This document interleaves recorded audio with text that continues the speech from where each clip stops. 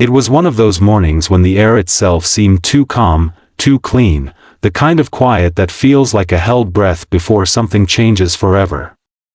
The sun stretched across Maple Ridge, washing the town in gold, catching on the chipped paint of old signs and the dust dancing above the empty road. Inside the roadside diner, the world moved slowly. Coffee steamed. Plates clattered. A jukebox hummed a forgotten tune from decades ago. No one expected the silence to break the way it did, with the thunder of engines rolling down the hill like an approaching storm. Windows rattled. Forks paused midair. Conversations died. The townsfolk turned their heads toward the sound that grew louder with every heartbeat.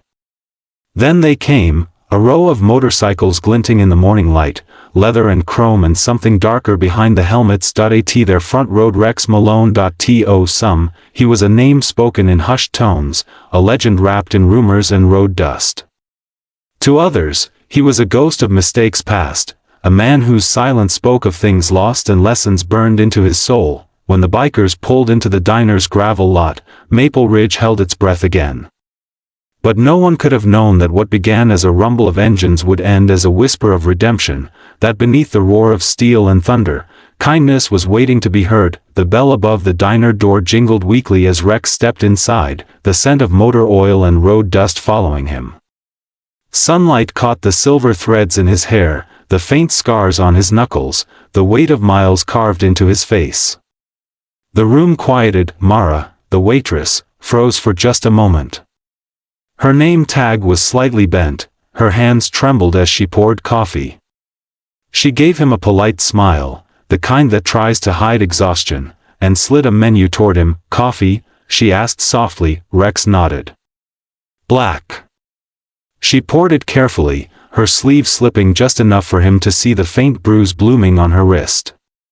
He didn't stare, but he saw it.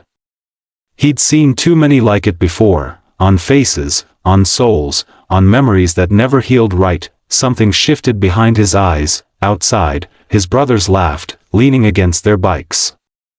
Inside, Rex watched as the manager, a heavy-set man with eyes like dull blades, barked orders from across the counter. Mara flinched every time his voice rose. When she turned away, Rex noticed how her shoulders hunched in on themselves, like she was trying to make her body smaller. It stirred something old in him, something he'd buried deep beneath miles of asphalt and the roar of his Harley. He'd once known someone like her. Someone who'd smiled through pain until the day she couldn't anymore. He'd failed to see the signs then.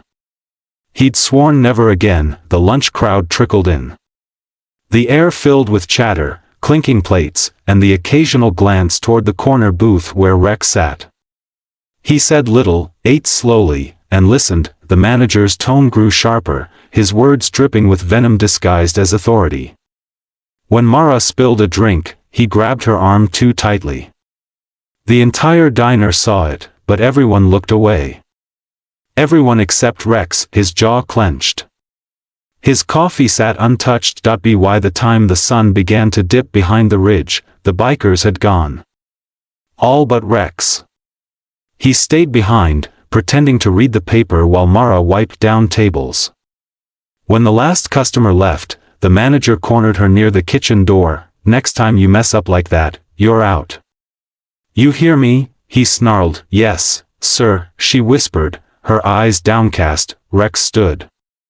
The chair scraped against the floor. The manager turned, startled by the quiet shadow that now filled the room. Rex didn't say a word, just looked at him, long enough for the silence to grow heavy. Then he left, but that night, he didn't sleep. The garage lights buzzed overhead as he sat among rows of motorcycles, the air thick with oil and memory. He thought about Mara's eyes, that flicker of fear, and the ghost it woke in him. He thought about how once, long ago, he'd promised to protect someone and failed. By dawn, his decision was made. When Mara arrived the next morning, the diner parking lot was already lined with motorcycles gleaming in the morning sun. She hesitated, clutching her apron, heart racing. The men from yesterday sat quietly, not laughing this time, their faces serious. Rex sat at the counter, his coffee waiting. When she approached, he looked up. "You okay?" he asked. She tried to smile. "Of course. Just busy, you know how it is." Her voice cracked on the last word. Rex shook his head slightly. "No one should have to hide behind a smile, Mara." The sound of her name from his lips broke something in her. Tears welled up, spilling before she could stop them. The manager emerged from the kitchen, face twisted in irritation. "What's going on here?" he barked. Rex stood. The diner went still. The bikers behind him straightened, their leather jackets catching the light. Rex walked forward slowly, his boots echoing against the tile. His voice was calm, low, steady. "You're done talking to her like that. This is none of your business," the man snapped, though his voice faltered when he saw the others watching. Rex stopped just a few inches away. "Hurting someone weaker than you doesn't make you strong," he said. "It makes you nothing." The manager looked around, realizing he had no allies. His anger turned to fear, then to silence. He stormed out, slamming the door so hard the bell above it snapped loose and fell to the floor. For a moment, no one moved. Then Mara whispered, "Thank you." Rex nodded. "You don't owe me that. Just promise yourself this, don't go back to fear." The room filled with a slow, steady applause. One man started it, an old farmer who'd sat in the corner pretending not to see. Then another joined. And another.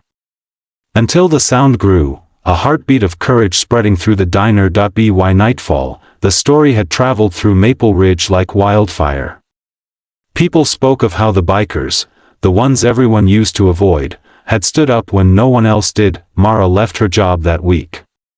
Found work at a cafe across town where kindness didn't feel like a luxury. Rex stopped by sometimes, ordered coffee, and asked how she was. They didn't talk much about that day, but they didn't need to. Some things are better left in the silence between two people who understand pain. Months passed. The biker club began organizing rides for women's shelters, food drives for families in need. What started as one act of decency turned into a movement that changed how the town saw them, and maybe, how Rex saw himself, because in helping her, he'd found something he thought he'd lost on the road long ago, the belief that broken people could still be whole again, not by forgetting their scars, but by using them to protect others. One evening, as the sun bled gold across the highway, Mara stood outside her new cafe. A familiar rumble rolled through the hills. She turned and saw a line of motorcycles cresting the ridge. At the front, Rex lifted a hand in quiet salute as